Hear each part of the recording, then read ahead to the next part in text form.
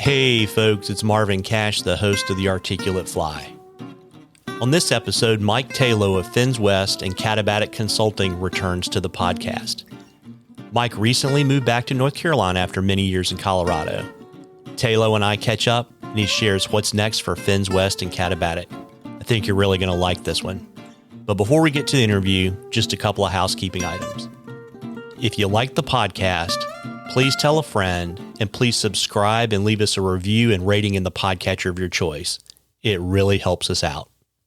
And our friend Blaine Chocolate has a couple of new online tying classes. He'll be teaching folks how to tie the GC Hellgrammite and the Jerk Changer. You won't find these patterns in any book or magazine. The classes will be held live on February 6th, and all of the details are in the show notes. Space is limited, so don't delay. Now, on to our interview. Well, welcome back to the Articulate Fly, Tayloe.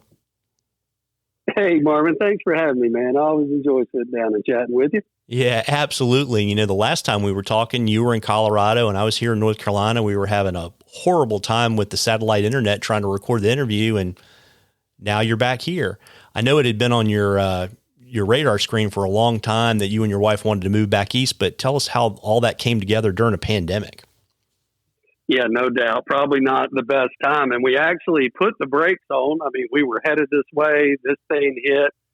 Put the brakes on, see if things would settle down for a bit. But, man, it all came together. A couple of opportunities happened, and we decided it was time. And plus, with our traveling with Fins West, it would have been a nightmare to try to move in between our traveling. So we decided to do it, man. We just we picked a route. We did everything as safe as we could, and here we are.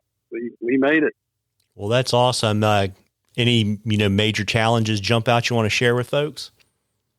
Yeah, the whole thing. I mean, luckily, we coming across country, we didn't do the U-Haul thing because that would have been a nightmare. So we got a pod dropped at the house and packed our own stuff, and some dude came and picked it up.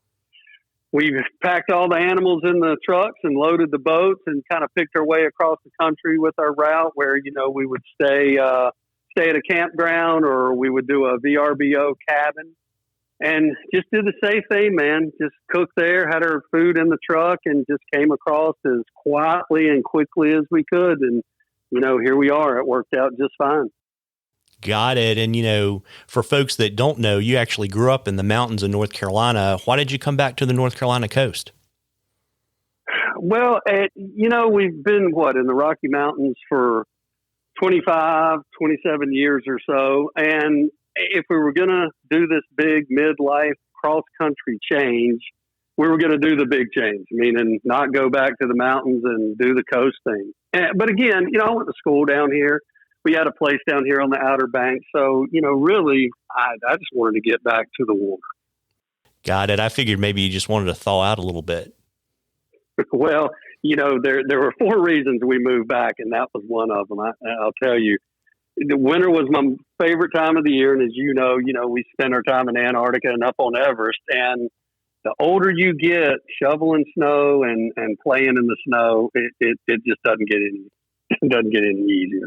No, absolutely. It's interesting. I mean, I think everybody thinks where they came from is special, but to me, there are, at least I can think of a handful of places where people are always trying to get back. And, whether it's Texas, Virginians are like that, and certainly North Carolinians are. What is it that you think it is about North Carolina that pulls people back that grew up here? I can't speak for everybody that comes back, but I think a big thing is if you're from here, I would say most of your family's here for one thing. So you're coming back to family and friends that you grew up with. I think the other thing is the climate, right? Depending on where they're coming from, it's such a great climate, especially the older you get. It's not as harsh as say out west. And at least some places in Carolina are not getting inundated like where I just left. So I think just familiarity as you get older to come back home, I think. Got it. And, you're in North Carolina. I think normally this time of the year you're down in Chile doing helicopter guides. I'm assuming, COVID has either canceled the guide season or made it impractical. Both of those actually. I mean, because of the logistics of where we are at the Cape Horn at the end of the planet, people coming a long way. We've got to get birds moved. We got to have our bookings pretty far in advance to plan. So yeah, come October or even September, all this mess was going on. So instead of dealing with the aftermath during this thing, we just pulled the plug and just didn't even try to deal with it. And it was a good thing because, Chile was clamped down. Matter of fact, they clamped down not long ago again for a second time. So yeah, we just put it in the books and said, we'll wait till next year. Yeah, it's interesting. I checked before our interview, and I think if you fly into Chile, you actually have to quarantine for 10 days before you can start moving around. Yeah, you may. And it's kind of funny. I've not looked on that side just because I wasn't going and we don't have any clients down there at the moment, operating. I know they are. But yeah, you're right. It would just be such a hassle to deal with that. And our jumping off point at the end before, you get with us and go private is Punta Arenas. And Punta Arenas, Chile was one of the hardest communities hit in the country. I mean, badly. So in hindsight, it was the right decision, I think. Yeah, got it. And, when you're not wearing your guide hat, your other two businesses are Fins West and Katabatic Consulting. And, those are both destination and expedition driven. Can you remind our listeners, first of all, what those businesses do, but also kind of how COVID initially impacted them too? Yeah, sure. So Katabatic Consulting, we do remote and wilderness medical support for projects, obviously in remote wilderness locations. It has nothing to do with the fishing side. And then Fins West we do custom wilderness medicine courses for lodges and outfitters in the fishing and hunting industry, as well as emergency action plans, which that's going to be important here in just a second, for those operations. Katabatic side, it affected us a little bit, but actually with the USA Antarctic program, we've been as busy as we've been in about 19 years because we've got to move product and people down to Antarctica for fuel and resupply. So we've been working on COVID plans for the program since this thing started. Fins West, man, it shut us down. I mean, we've got to go to a lodge and do the courses. We're hands-on, face-to-face. So when this thing started, we canceled 35 courses, destination places we were headed, of course, all the fly shows and speaking engagements. So we've just been hanging on like everybody else. We're just fortunate. We've got a little bit of other income from Katabatic, but, Fins West, it has. We've just taken this time to get our equipment dialed in, to kind of review our curriculum and listen to what our clients have been saying and just get ready to hit it in 21, I hope. Yeah. And, it's interesting too, because we talked a little bit before the interview, we're starting to see fishing lodges reopen. And I know that you've worked with some of those folks to help them put COVID safety protocols in place. Can you tell us a little bit about what that looked like? Yeah, totally. And listen, I'm going to be honest with you. It's just another one of those things that came sort of out of nowhere because we were scrambling to try to make things work when this whole Rona thing happened and we were canceling. And then, all of a sudden we started getting calls from lodges about doing some safety protocols for COVID when it was time to open back up, which was great. I mean, these folks are vested in this and they want to do it right and they want to do it safely. So we just took our background and kind of dialed in. Well, I'll tell you what it was. And we mostly did countries, right? So Belize, Honduras, places like that. And their government had put in place standards that the lodges and the tourist industry had to follow. But of course, fly fishing or fishing lodges, they're not a standard hotel, right? They're not a standard restaurant. And certainly getting on a flats boat and going fishing was not in a government standard plan. So we just looked at the guidelines and best practices and the safest thing, and we just dialed in a plan that would work for a fly fishing lodge to keep people as safe and healthy as they could. So, and that worked out pretty good because they are open, and we've not heard any negative effects at all to date. Yeah, that's good. I mean, particularly in the Bahamas, I mean, between, hurricanes, if they lost two seasons back to back, that would be not good for sure. That's right. And it's like everybody, these lodges, they operate on a margin, and this is devastating. I get it. I hated it for them for sure. But, we did what we could to do the right thing and get them opened and for the governments to approve their plan. So, yeah. Interesting. And I know sometimes people just think about like, hey, I'm a guest. What do I have to do? But, you really, when you design these protocols, you actually have to kind of look at both sides of the coin. One, you want guests to be safe and to be able to have a good time. But, the lodge operators, like, I need to be in business for the entire season, not just for a week. So kind of how does that get kind of worked into the mix? Well, I think the biggest thing, Marv, is that the lodge staff and owners are invested in this. They're on board. It isn't just, let's get something on paper and get people here to make money at all. None of them. They wanted to do the right thing.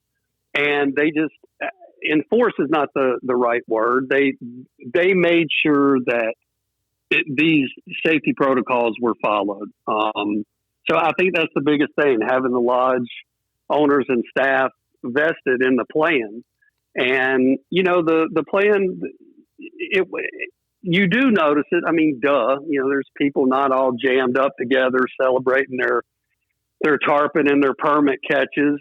People are spread out, tables are spread out, people are wearing masks, they're altering their shove off times in the mornings instead of all gathering around the breakfast table, getting ready to go. But, other than that, which is to be expected, I think it's business as usual. Once you get in that boat and get on the water, you're fishing. I mean, that's the best social distancing you can do. It's just people got to have an open mind and be prepared. It may not be what they were used to, but there's not that big of a change. Everybody just has to do the right thing. Yeah. Are there any things that are kind of, I don't know, if people were to, go to a lodge that might surprise them? I mean, I think at this point people are, pretty dialed in on, not crowding up, spacing tables out and wearing masks, but anything that, might surprise somebody? Well, I think what the lodges are doing is they are setting that expectation before the people even put the money in the bank. So, that's part of these plans that clients and guests receive this information of how it's going to be and why it's got to be like this. So there are no surprises. I mean, it's different if you go to a walkway trip somewhere and you don't like it, you could leave. You can't do that in Belize or Honduras. So I think, people's expectations, just, knowing what's going on, are already at check. And then the lodge is doing such a great job of saying, look, here's what we're doing. Make your decision if you want to be a part of it. Got it. And then, you're talking about Belize and places like that, obviously it's not, a lot of these places are in the developing world. How does that complicate kind of preparation, response, and getting materials? Because I know I just read probably last Sunday, for example, you're starting, I think the 26th of January, you're going to have a negative COVID test to come back into the United States, even if you're a U.S. citizen. How do you skin that cat in the third world? Well, that's a great question. And this whole situation is fluid. I mean, as we all know, things change, not weekly, but daily. But again, I think the operators are on top of it. And obviously when we're working with our clients on that, I don't know. I think that coming in from a country where you cannot get a test to show when you come in the U.S., that on the U.S. side, they're going to step up on this end. I don't know what that looks like. Is that a kiosk when they come in to get a rapid test? I think you and I were talking to, they stay in the airport for 3 days waiting for the A test to come back. I don't know. We are waiting like you are to see how we can advise folks in this industry on those kind of situations, to be honest with you. Yeah. And, how does it affect, for example, the ability to get cleaning supplies and masks and things to actually support the protocols? You mean to the lodges themselves? Exactly. Right. So, you're in the middle of literally nowhere, not like what we think about in the United States as the middle of nowhere, but like legitimately in the middle of nowhere. How are you getting the supplies to kind of keep the protocols running? Is that an issue that you have to deal with too? Well, I think, because if you think about it, for those destinations for the season, when all this kicked off and people were preparing, they were closed. There was no travel.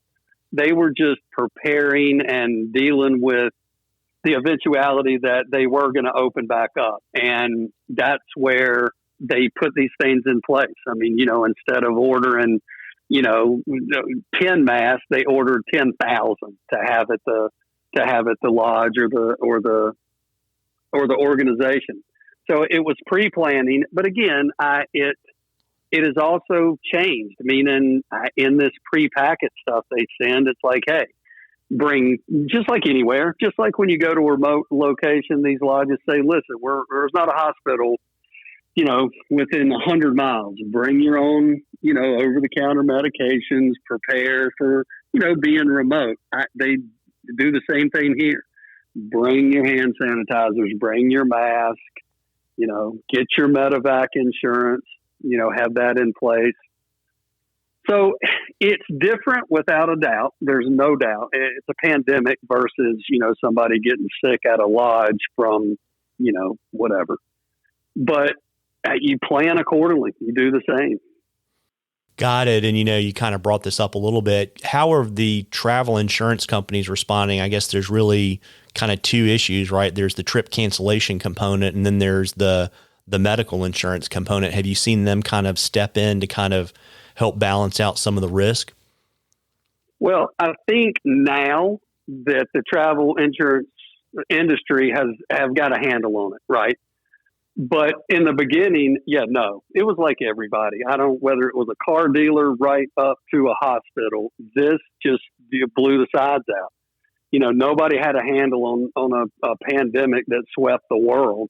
And same with the travel insurance. It was a nightmare hearing from our clients and hearing some of our partners in the industry. People got screwed and they had trips that didn't cover it. If you look, the little writing at the bottom of like your credit card, when you get a credit card, it's down there in like number half font. It's on like the 100th page.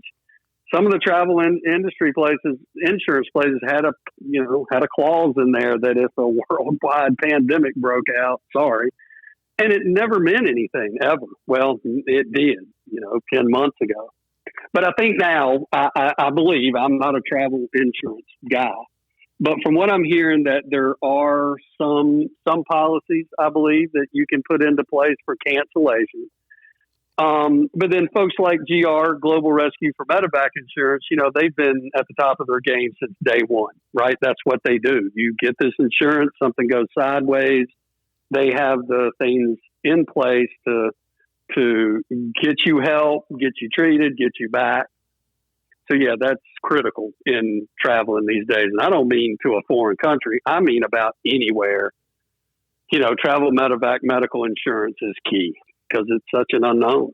Yeah. And it's interesting too, because I can remember when we had you on the show the last time. I don't think people really understand that, it's actually not that expensive to carry for an entire year. Like it looks like expensive when you just put it up against a 10-day trip, but to go for a year, it's really not that expensive. And it's a great thing. Like I've got friends that ski out west and they just want to know that if they break their leg, they can be medevaced back to the East Coast, back to their orthopedist.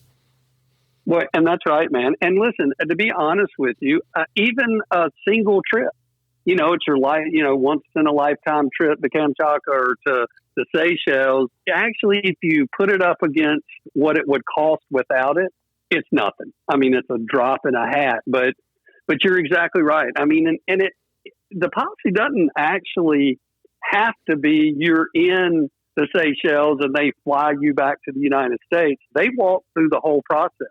It could just be doing logistics while you're in the hospital. God forbid you break your leg and they're in touch with your family, the hospital, what's the next step? I mean, it's the whole program. It's not just get in a jet and come home. It's worth its weight in gold. And I've said this a million times. We carry a policy year round, and I wouldn't go 100 miles from home without one. That's for sure. No, absolutely. And I'll remember to drop a link to the folks at Global Rescue in the show notes. And, you and I were talking before we started recording, and, really we were talking about, in a lot of cases, the biggest risk is not getting COVID once you get somewhere, it's getting COVID getting there. And, given your background, I was wondering if you could give folks some advice on what to do when you travel to minimize the chance that you find out 4 days into your trip that you got COVID on the airplane. Sure. Marvin, we're 10 months into this thing. People are gonna assess their risk, decide if it's worth it, and then just do the right thing. The things that you're hearing. Social distancing, wearing your mask, hand sanitizer, because you don't know. I mean, you just don't know. You're going in a cab, you're going to the airport with 1 million people, you're getting on a plane. So it's just do the right thing. There's nothing different, I don't think, in traveling except just thinking ahead and planning that, you're going to try to avoid being jammed in with a bunch of people other than when you're in the tube flying. And just do the right thing. And just be careful and cognizant that this mess is going on and you're moving from point A to point B. No, absolutely. And we're going to get back to talking about fun stuff like fishing here in just a second. But I did want to ask you one more question. I know you basically are kind of laying the foundation for kind of doing historically what you've done at Katabatic and Fins West for not this season, but the following season. Anything else that you're working on in 2021 you want to share with folks? Cool. Well, we're on the East Coast, which is really cool. I mean, granted, as you know, we've come and done some gigs with the Virginia Fly Fishing Festival and done a course there, and we do have a client or two that we come specifically here. But I think the cool thing is, we've been asked by a lot of our friends in this industry on the East Coast side, whether it's to do a talk or come to a 1-day course and something. And man, coming from Colorado, that's a tough thing to do in the schedule. But man, we're here now. You just jump in the truck and, you can bust up to our good friends at, can we mention your folks on this thing? Oh, dude, it's your episode. You can say whatever you want to, Tayloe. So we can head up to Bryson City and play with our good friends up there at a fly shop. And again, the East Coast, I guess I'm sort of babbling about that, but the fact that we're now located on the East Coast, we will be able to do more, 1 or 2 day hits for some events and shops and stuff now, which is good because, like I said, Colorado's 10 years of Fins West there. So now let's show some love here on the right coast. Yeah, and in case people were trying to read between the lines, we were talking about our friends at Tuck Fly Shop. Thank you. I was waiting for just either something funny or a little stab coming, and thanks for doing that. No, dude, it's all good. We love those guys. Oh, absolutely. We're planning with Dell and those guys up there to do some cool stuff when stuff settles down. I always wanted to, but we just couldn't work in getting back here because of our schedule. And then the rest is, man, we're going to be busy. I mean, we talk to our clients. It's going to be a year and a season and a half that we need to get back and do some refreshers for some of our lodges, look at some more emergency action plans. So, man, we're hoping we hit the ground running. That's for sure. Yeah, but we also have to get really honest. I mean, the reality is in the short term, you're doing a lot of fishing. Oh, there's no doubt. I mean, and I'm going to be honest, if I had to be somewhere during this crazy shit show, it would be right here where I'm standing. I mean, I've got 0 snow on the ground. It is 58 degrees today, and I got 2 boats on my dock out here. I can't think of a better place to be during the pandemic. Yeah, and so for folks that don't know, Tayloe's down in Pamlico Sound, and why don't you tell folks a little bit about the fishing? Because I think you got good sea trout, you got good red drum. You were telling me you got good striper fishing too. Yeah, man. I mean, it's amazing. At least, it's new. When I say new, we've been out west this whole time, but The exploration here on the Pamlico Basin is incredible. We have creeks, there's rivers, there's the sound, the ocean, the Outer Banks is just right across the water there. And again, you can go out in a day and rip speckled trout, redfish, and right now stripers in one little journey. So it's good stuff. And then of course, the big show starts late summer, middle summer into the fall when the big bull reds show up out in the Pamlico Sound. Then it's going to get really stupid down here. Yeah. And the interesting thing too is, given kind of the variety of water you have the ability to fish for a day and not really kind of do what most people think about doing, which is fishing a couple hours on either side of the tide. Yeah, that's right. We don't have to worry about that at all. All the water movement down here, at least where we are up in the Pamlico, on the Pamlico River and the bays, it's not tide driven one bit. It's wind driven. So, the wind comes in from the northeast, we get a bunch of water piling in. Wind comes in from the northwest, it pushes water out. But when the wind's just doing what it's doing normally, water doesn't move. So we don't have to worry about tides at all. Yeah. And it's interesting too. I mean, people, when they think about the coast, they think about the summertime. But I think kind of one of the most special times to be, on the coast in the mid-Atlantic is in the fall and the winter. And, for folks that haven't experienced it, why don't you tell them what it's like? We know there are not a lot of people, what it's like to actually be fishing on the North Carolina coast in the winter. Yeah, I would highly discourage it. There's tons of people. It's cold. People are mean. The wind's blowing. I'd just stay away down here in the winter. Oh, I'm just kidding. It's amazing. It's the totally opposite of what all I just said. I mean, there are not a lot of people down here at all. The weather is fair. I mean, of course, we get some shit days, but more fair days than bad days. The fish are here. Like I said, 2 days ago, we went out and, again, like I said, we caught striper, redfish, and speckled trout in just one day. The sunsets are stupid.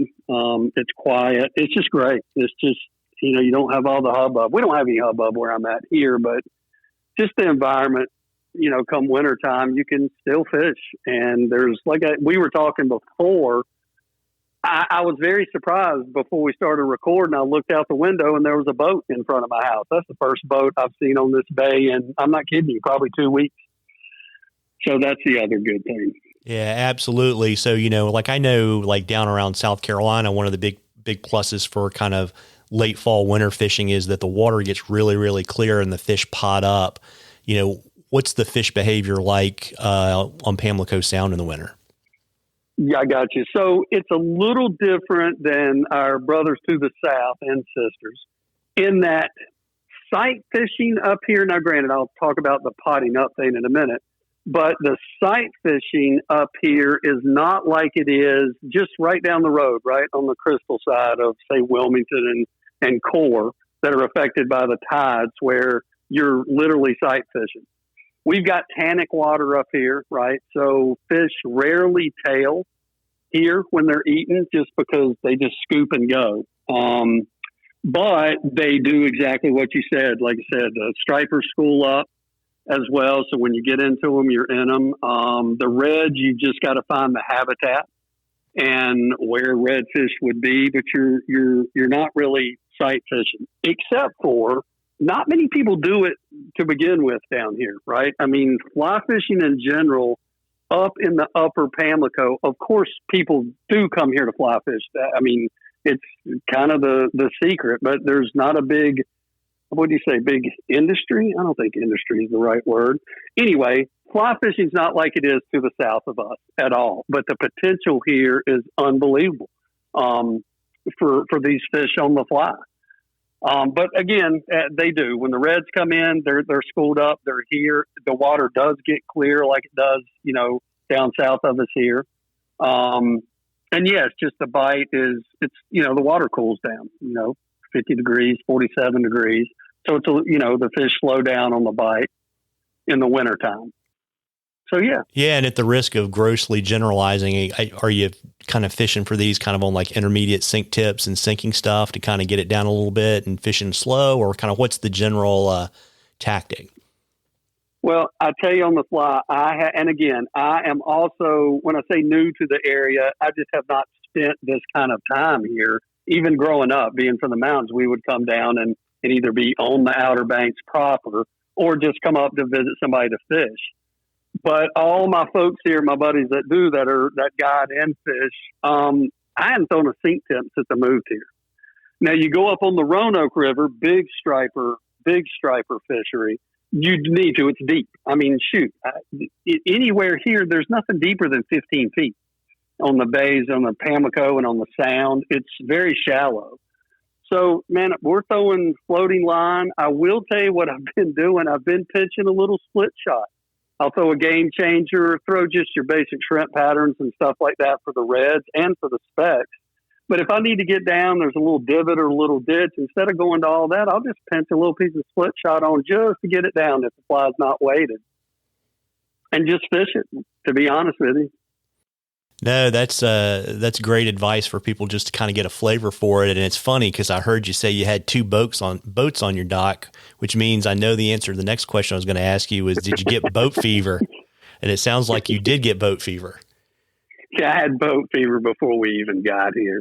Of course, I've got the flat skiff, the Hog Island, and that boat is the perfect vessel for where we are. You know, it'll run the creeks, the bays. But if you've got to shoot across the Pamlico River and or Sound on a windy day, it is not, because we're so shallow here that when the wind picks up and gets the waves stacking, it's pretty gnarly. They're not very far apart. You know, like I said, there's only 15 feet deep out there, right? So they stack up pretty quick. So you got to have a bay boat or a center console to make your runs from going from spot to spot. And that's another thing down here is you have your resident fish, which, you know, I've got fish stacked up where I know they are locally, I can run out in the flats boat. But if they're not here, you got to run over to another bay. You've got to go hit a shoal or an oyster bed. You kind of need a high-sided boat that'll push through the weather if it comes up while you're there or if you're running. So, yeah, I got a classic privateer, Radcliffe Beaver boat when I got down here, and so we can run anywhere. Yeah, and so just to help our kind of non-boat folks kind of understand the difference, like that Hog Island boat is rock solid, doesn't draft a lot of water, but I'm assuming what you're talking about when you're crossing the Sound is that the chop will just beat you up in that boat. Well, that's what it'll just swamp your boat is what it'll do. I mean, the try to run across in that flats boat, the haystacks are going to come right in the boat. Got it. But a high-sided bay boat, you can run that thing out Cape Lookout for albies. I mean, but I'll tell you it was built for the Pamlico region, which means I can float that boat in about 8 inches of water. And again, it's a 22-foot center console with a 200 on the back, but yet I can get it into 8 inches of water. But yet you can run it. You can run it out in the mess in the middle of the river or the Sound. So purpose built. There you go. Well, you can't have too many boats, can you, Tayloe? You cannot. So, another important thing that, people that either have grown up in North Carolina or have spent a lot of time down here know it's super important to find a good barbecue place. So have you done that? Man, again, being from here, I already knew them, even the places I've never been. But I'll tell you, the best barbecue joint in the state of North Carolina, get ready, I'm getting ready to throw a plug out, is Bunn's Barbecue in Windsor, North Carolina. The people who know. The people who don't even know where Windsor is. It's in a gas station. It's been flooded 1,000 times. But again, it's the best Q you can eat here, guaranteed. Yeah, whole hog or shoulders? Everything. That's just it. They fire a whole hog up, or they've got another pit going. Because remember, this is Eastern North Carolina barbecue here. So they do a whole hog, or they'll have a shoulder going that they can pick on one side. They slam it into like a styrofoam container that was laying on the floor, and then you get just your good old vinegar coleslaw. Yeah. So even though you grew up around Boone, you like Eastern North Carolina barbecue the best? Well, my whole family's from here. I mean, my folks, all my family is still here. I mean, my folks have passed away, but no, they're from Eastern North Carolina, from Greenville to Windsor to Bayview to right down here in the Washington Bath area. So obviously, I was down here a ton. Grandparents were here, so yeah, we did the mountains and the coast thing quite a bunch. Yeah, so just one less decision you had to make. That's right. Well, I appreciate, Tayloe, you spending some time with me and not fishing today. And before I let you hop, why don't you let folks, know where they can find you, where they can follow your fishing adventures, and, if we've got any fly shops or lodge owners out there that need to get a COVID plan tweaked and put in place, or need to kind of get their staff kind of up to snuff on wilderness first aid, can reach out to you. Yeah, man, it's pretty straightforward. We're Fins West, so it's finswest.com. There's a contact email link on that. I do want to say one thing that I guess we've noticed over the last years. Fins West is FINNSWEST. So, yeah, there's that whole people put in FIN West. So 2 N's, that's all I'm saying. Fair enough. And we'll drop that in the show notes. And I know you're a super avid social media person. Where should people follow you on social media? So it's the same, Fins West. Fair enough. I need to go check. I got to go check to make sure we're even on Instagram. But if we are, it's Fins West. You are. You messaged me on it. Well, listen, Tayloe, I appreciate you spending some time with me today. Hey, well, Marvin, it's always a pleasure to sit down and talk to good folks about good things, man. There you go. Take care. All right, buddy. See ya. Well, folks, I hope you enjoyed that as much as we enjoyed bringing it to you. Again, if you like the podcast, please tell a friend, and please subscribe and leave us a review in the podcatcher of your choice. And don't forget to check out the show notes to get more information on Blaine's upcoming online tying classes. There are a few spots left and you don't want to miss out. Tight lines, everybody.